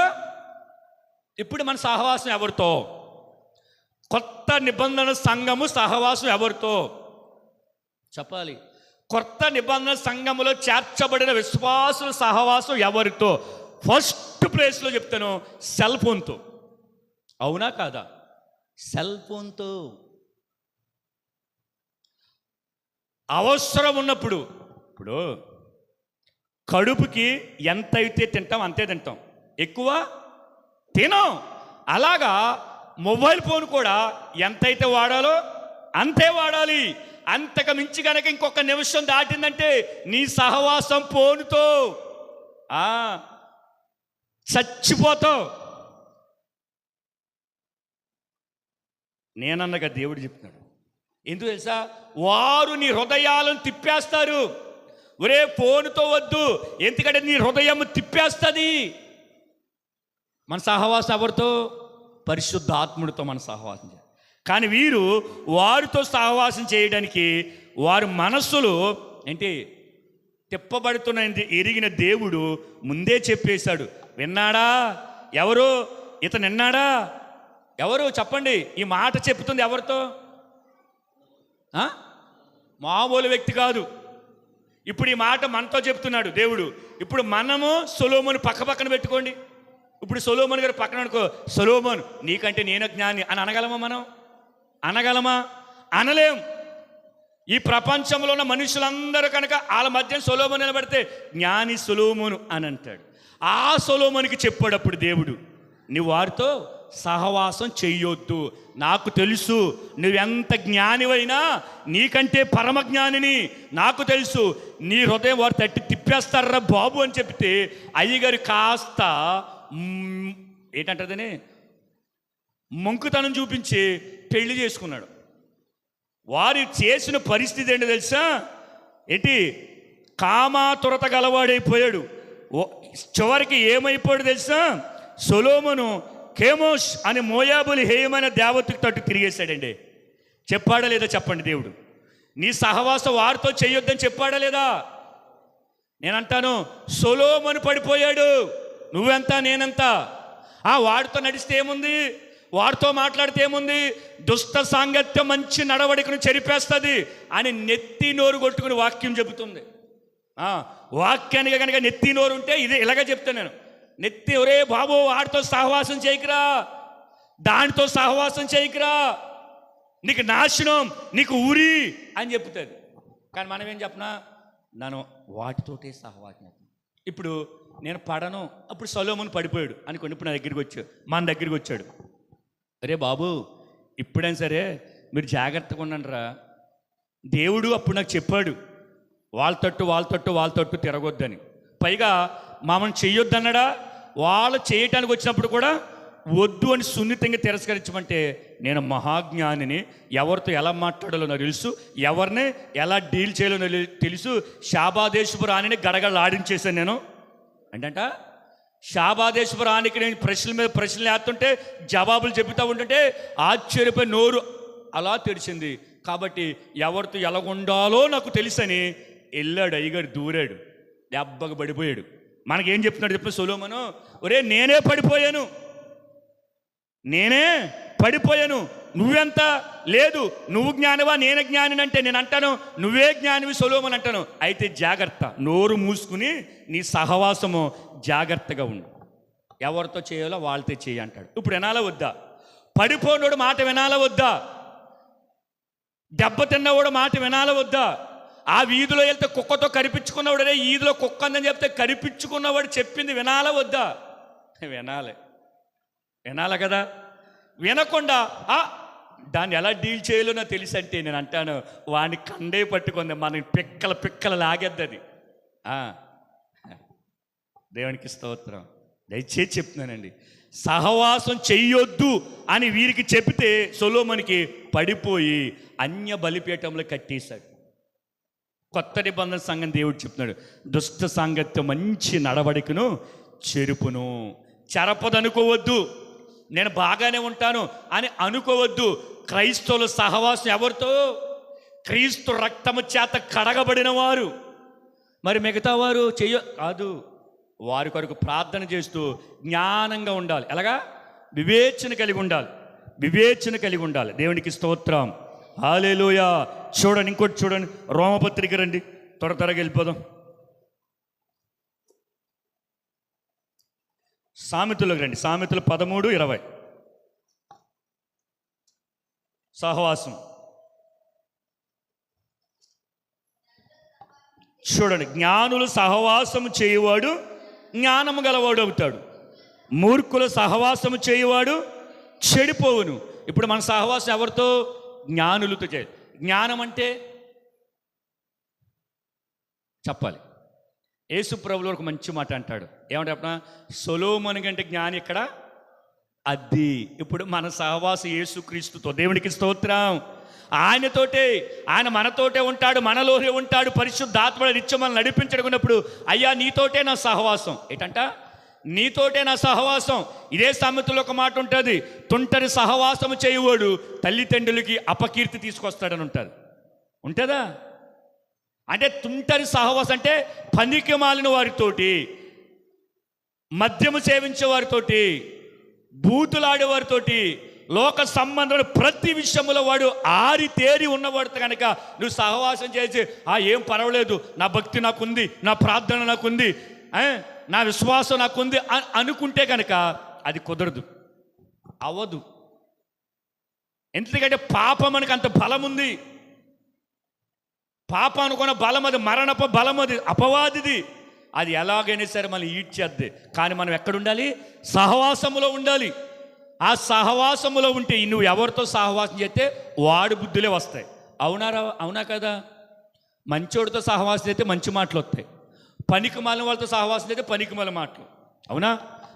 సంసారి వ్యభిచారితో సహవాసం చేస్తే చెప్పండి, సంసారి ఏమైపోద్ది? మీకు చెప్పాను కదా చాలాసార్లు. ఒక వ్యక్తి సేవ చేస్తాకే దేవుడు పిలిపించాడు, నాకు పాపపు వృత్తి అంటే వ్యభిచారం చేసే చోటకి వెళ్ళి దేవుడు సువార్త చేయమన్నాడు అని అంటే, సరే చేయలేను పాస్టర్ గారు అంటే, ఈ వ్యక్తి అన్నాడు అక్కడే ఉంటాను, వాళ్ళ మధ్యనే ఉంటాను, వాళ్ళతో సహవాసం చేస్తాను, వారికి సువార్త చెప్తాను. నీకు దన్నవరా బాబు, అలా ఉండకు, నువ్వు ఆ సహవాసం చేయకు. అవసరమైతే వెళ్ళి ఈదంటే సువార్త ప్రకటించి ఏసే దేవుడు అని చెప్పి కర్రబద్దలు పనిచేసి మళ్ళీ వచ్చి అక్కడి నుంచి అని చెప్తే, అబ్బాయి ఈ వ్యక్తి అసలు నాకు దేవుడు నాతో మాట్లాడేశాడు, దేవుడు నన్ను పిలిచాడు, వెళ్ళిపోమన్నాడు, గెంటేత్తని చెప్పేసి వెళ్ళిపోయాడు. చివరికి ఏమైపోయాడు? రోజు ఈ వ్యక్తికి గుండెంతా కొట్టించుకుని నాట్లెట్టుకుని నిద్రయ్యాడు. పాస్టర్ గారు అడిగాడు, అంటే వాళ్ళతో సహవాసం చేశాడు కదా, వాళ్ళు విషయాలైతే వీడు విడులైపోయాడు, పాపంలో దొరికేశాడు, లోన వేసేశారు, అయిపోయిందా? అంటే వీడు సహవాసం ఎవరితో? వారితో చేశాడు కాబట్టి వారిలాగా అయిపోయాడు. ఒక వ్యక్తిని మనం అనుసరించి ఆ వ్యక్తిలో కొన్ని దినాలు ఉంటే ఆ వ్యక్తితో మాట్లాడతాం, ఆ వ్యక్తిలో నడుపుతాం, ఆ వ్యక్తిలో తింటాం, ఆ వ్యక్తిలో కూర్చుంటాం. ఎందుకంటే సహవాసం చేశాం కాబట్టి. కానీ దేవునితో కనుక సహవాసం చేస్తే దేవుడు మార్గములో మనం నడుస్తాం. దేవునికి స్తోత్రం, హల్లెలూయా. ఇది ఎలాగుండాలి తెలుసా? ఎడతెగక ఉండాలి. సహవాసము లోపించిందనుకో ఆ వ్యక్తి జీవితంలో తుఫాను మొదలవుతుంది. అందుకే వారు సహవాసము కూడటం వారు మానలేదు. ఏంటంట? సహవాసంగా కూడటం వారు మానలేదు.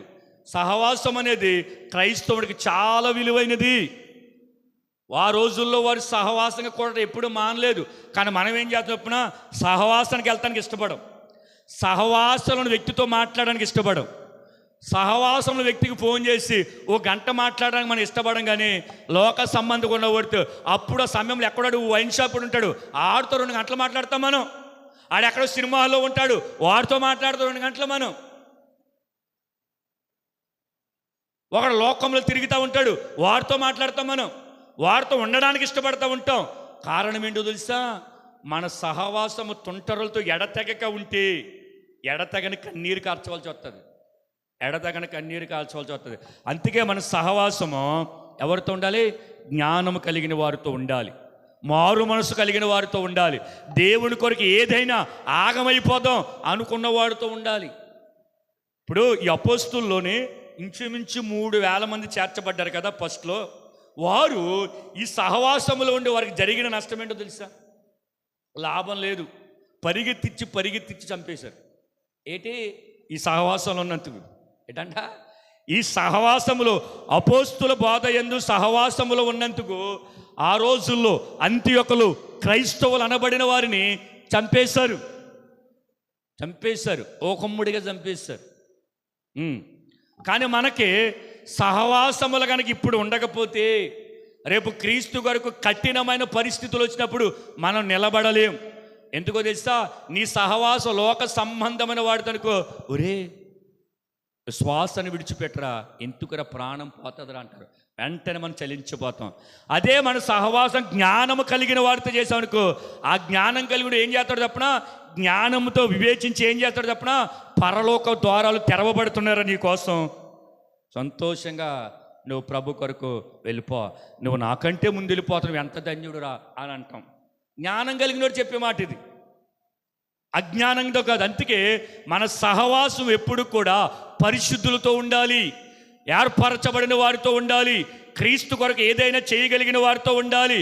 మరి వారితో ఉంటే మరి మిగతా వారి పరిస్థితి అంటే 4 గోళ్ల మధ్యన నువ్వు వారి కొరకు ఏడవాలి. దేవునికి స్తోత్రం. వారితో నడిచినంత మాత్రాన కాదు, వారి కొరకు 4 గోళ్ల మధ్య నువ్వు నలిగిపోతే, కన్నీరు కార్చగలిగితే, ఉపవాసాలు ఉండగలిగితే దేవుడు వారిని దర్శిస్తాడు. దేవునికి స్తోత్రం. హల్లెలూయా. ఆ మూడోది ఏంటి? రొట్టె విరిచుట యందు ఎడతెగక ఉన్నారు. మత్తయికి రండి, 14వ అధ్యాయం 19.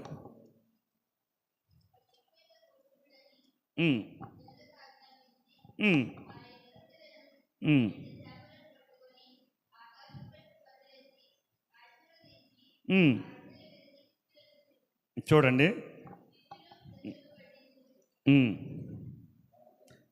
సరే చూడండి. పచ్చిక మీద కూర్చుండమని జనులకు ఆజ్ఞాపించి ఆ 5 రొట్టెలు 2 చేపలు పట్టుకుని ఆకాశ వైపు కన్నులెత్తి ఆశీర్వదించి ఆ రొట్టెలు విరిచి, చూడండి, రొట్టె విరిచి, ఆ రొట్టె విరవటము దేనికి సాదృశ్యం? అది విరిస్తేనే, ఇప్పుడు రొట్టె ఉంటుంది, ఇప్పుడు మనం తీసుకుంటాంగా, అది దాని పళంగా ఇచ్చేస్తే ఒకడే తినేస్తాడు. దానిని అనేకమైన ముక్కలు చేస్తే అందరికీ అవి చెప్పండి సరిపోతాయి. అంటే విరవబడే అనుభవంలోనికి రావాలి క్రైస్తవుడు ఎప్పుడు కూడా. రొట్టె విరిస్తేనే అనేకులకు సరిపోయింది, అదే రొట్టె విరగకపోతే సరిపోదు. అలాగా ఒక క్రైస్తవుడు గనక అనేకులకు ఒక మార్గముగా, అనేకులను క్రీస్తు వైపుకు త్రిప్పగలిగిన వాడిగా, అగ్నిలో నుండి లాగేటట్లుగా అనేకులకు వాడు దీవెనకరంగా ఉండాలంటే ఆ వ్యక్తి ఉన్నది ఉన్నట్లుగా ఉండకూడదు, వాడు విరవబడాలి. దేవునికి స్తోత్రం. అన్ని విషయములు విరగొట్టబడాలి. వాడు అహం ఎరగొట్టబడాలి, వాడు కోపం, వాడి మత్సరం, వాడి అసూయత, వాడి డంబం, ఇతరుల మీద పదే పదే అబద్ధాలు చెప్పే విషయంలో ఏదైతే వాక్యమునకు విరోధముగా ఉందో ఈ లోకములో బోధ, అన్ని విషయములు ఆ వ్యక్తి విరవబడితే అనేకులకు దీవెనకరంగా మార్చబడతాడు. అంటే ప్రతిరోజు దేవుడి సన్నిధిలో ఆ వ్యక్తి విరవబడాలి. విరవబడటం అంటే నలిగిపోవాలి, విరవబడటం అంటే మొక్కలైపోవాలి, మొక్క చెక్కలైపోవాలి. ఇదంతా ఒక క్రైస్తవుడికి ఎప్పుడు జరుగుతుందంటే రహస్యంగా దేవుడి సన్నిధిలో గడిపేటప్పుడు. ఆ జీవితం ఇంకా 2వ వాడికి తెలియదు, 3వ వాడికి తెలియదు. ఒకడు ఆడు, 2వది దేవుడు, ఇంకా 3వ వాడికి తెలియదు. బయటికి రాగానే మామూలుగా ఉంటాడు అంతే, ఏమి తెలియనట్టుగా. ఎందుకంటే ఆల్రెడీ లోపల వ్యక్తికి జరిగిపోయింది, విరవబడి అనుభవం జరిగిపోయింది. దేవుడు ఎవరెవరికి దీవెనకరంగా ఉంచాలనుకున్నాడు అన్ని విషయముల వ్యక్తి విరగొట్టబడ్డాడు. అలాగే ఇక్కడ దేవుని చేతికి, యేసయ్య చేతికి ఇచ్చినప్పుడు దాన్ని అలాగే పంచకుండా దాన్ని విరిచి శిష్యులకి ఇస్తే వారు తిని తృప్తి పొంది మించు 5,000 మంది పురుషులు తిన్నారనుకోండి. ఏమండి, 5 రొట్టెలు ఎంత ఉంటుంది? రొట్టె యేసయ్య విరిచాడంటే ఆయన చేతికి వచ్చినంత అనుకుందాం, మహాయితో పళ్ళెమంత అనుకుందాం. దానిని ఇలా విరిచి 5,000 మందికి 5 రొట్టెలు సరిపోని అంటే విరవబట్టి, అంటే విరిచాడు కాబట్టి సరిపోయింది. క్రైస్తవుడు గనక విరవబడితే అన్ని పరిస్థితులకి, అన్ని వ్యక్తులకి, అన్ని కాలాలకి, అన్ని సమయాలకి, ప్రతి వ్యతిరేకతకి, ప్రతి నిందకి, అన్నిటికి ఆ వ్యక్తి సరిపోతూ ఉంటాడు.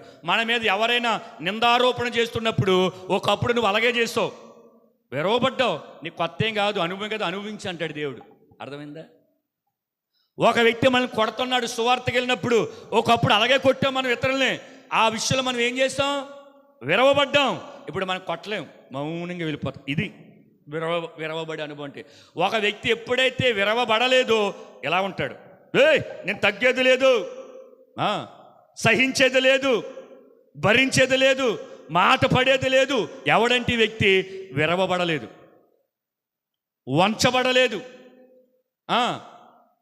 ఆ రొట్టె అలాగే ఉండి విరవబడకపోతే ఎవరికి ఒకడికే సరిపోతూ ఉంటుంది. కానీ అది విరవబడితే, మనం క్రీస్తులో వంచబడితే, క్రీస్తులో కనుక మనం కనుక నలపబడితే కనుక ప్రతి విషయంలో కూడా వాక్యమే కదా మనకు ఆధారం. ప్రభువే చూసుకుంటాడు.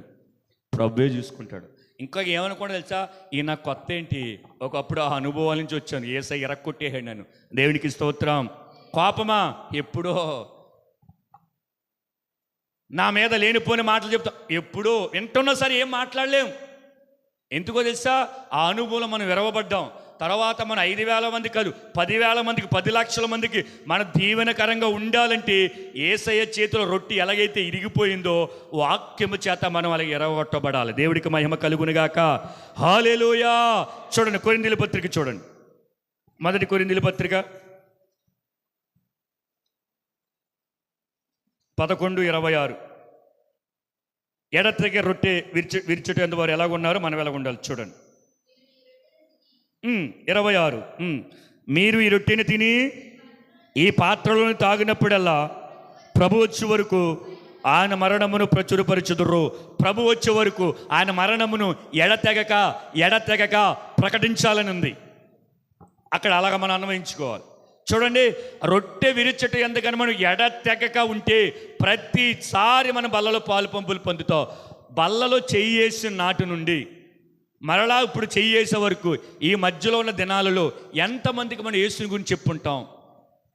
వ్యక్తిగతంగా ఇలా వాక్యాలు చెప్పడం, వ్యక్తిగతంగా ఎంతమందికి చెప్పుంటాం ఒకసారి గమనించండి. మాఫీ అసలు గుర్తే ఉండదు, వేళ్ళ మీద లెక్క పెట్టుకునే సంఖ్య దొరకదు మనకి. కానీ భోజనములు ఆయన ప్రభు శరీరంలో రక్తములో పానం చేయటానికి ఇదిగో యోగ్యమైన వారు చేయి చాపండి. ఇలాగ చాపేత్తం కాదు. ఒక్కసారి మనం పరిశీలించుకుని, అరే వాక్యం ఏం చెబుతుంది, మీరు ఈ రొట్టెని తిని ఈ పాత్రలను తాగునప్పుడల్లా, అంటే త్రాగుతున్న ప్రతిసారి ప్రభు వచ్చే వరకు ఆయన మరణమును ప్రచురపరుచుదురు అని ఖండితంగా చెప్పాడు. ప్రకటించాలని చెప్పేశాడు. ఇప్పుడు ఎలాగ మనం ప్రకటిస్తున్నామా? ప్రకటించకపోగా మనం అహంభావాన్ని వ్యక్తపరుస్తూ ఉంటాం. ఈ మధ్యలో ఎంతమందితో గొడవాడుతూ ఉంటాం మనం, ఎన్ని విషయాలు. పైగా మనం ఆడే గొడవ ఎలాగంటే చెప్పినా న్యాయమైన గొడవ ఉన్నది. దేవుళ్ళలోకి వచ్చిన తర్వాత న్యాయం అన్యాయం ఆయింది. మనల్ని ఎవరైనా బాధిస్తూ ఉంటుంటే కొంతమంది అంటూ ఉంటారు, ఇందులో న్యాయం ఉంది కాబట్టి మాట్లాడతాం. అబ్బే ఆయన వైపు చూస్తానంటాడు, మౌనంగా ఉండు, ఓరకుండు. మోసే మనకంటే తెంగరోడా? ఎదరేమో సముద్రం, ఆ పక్క ఈ పక్క కొండలో న్యాయమే నిన్ను విమర్శించడు అని అన్నాడా? అలాగ అనే లోపల ఓరకుండు. ఇదేంటి ప్రభు, ఇది ఎక్కడ న్యాయం అని అనలేదు. దారుంటే వెళ్తాం, కానీ ఇది ఎక్కడ న్యాయం అని అనలేదు. ఓరకుండమన్నాడు, ఓరుకున్నాడు. అద్భుతం జరిగింది అక్కడ. దేవునికి స్తోత్రం.